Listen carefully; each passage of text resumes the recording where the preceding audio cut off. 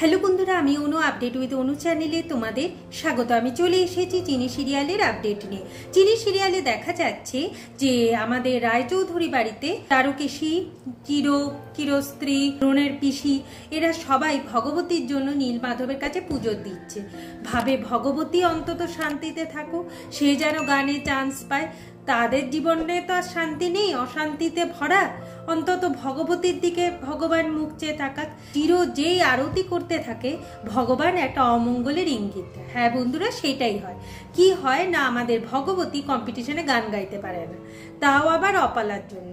অপালা এমনই বলে, আর যেহেতু সে এখন নামকরা সিঙ্গার, তাই ওই চ্যানেলের যে হাই অথরিটি লোকেরা বা যে ফর্ম নিচ্ছে সেও বলে যে মা বাবার পরিচয় না থাকলে ভগবতী গান গাইতে পারবে না। দ্রোণ খুব ভেঙে পড়ে, দ্রোণ কিছুই করতে পারছে না।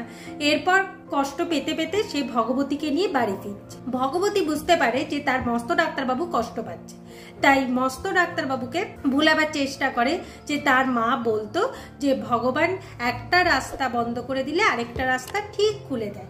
দেখবে না, আমি ঠিক গান গাইতে পারবো, আর ঠিক আমি আমার মাকে খুঁজে বের করতে পারবো।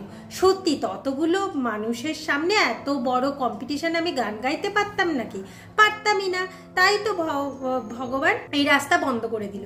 দেখবেন আমি ঠিক গান মাকে খুঁজে বের করব। এখন দ্রোণ বলে, তোর মা যেটা বলে সেটা তো আর হচ্ছে না রে। কই, আমি তো সুখে থাকতে পারছি না। কত বড় মুখ করে বলেছিলাম যে তুই কম্পিটিশনে গান গাইবি, তুই সেখানে ফার্স্ট হবি, মাকে খুঁজে পাবি, কিছুই তো হচ্ছে না। এখন ভগবতী বলে, হবে গো হবে, তুমি চিন্তা করো না। এরপর তো ভগবতী বাড়ি ফিরে আসে, সবাই জানতে চায় যে কম্পিটিশনে সে গান গাইছে কিনা।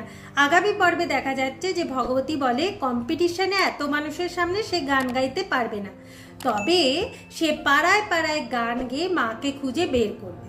অপালা ঢুকতে ঢুকতে এই কথাটা শোন, আর অপালার মা তো এরপর অপালাকে লাগাবে যে এই বাড়ির লোকেরা ভগবতীর জন্য পুজো দিয়েছে, তাকে কোনো পাত্তাই দেয়নি, তার কথাই শোনেনি।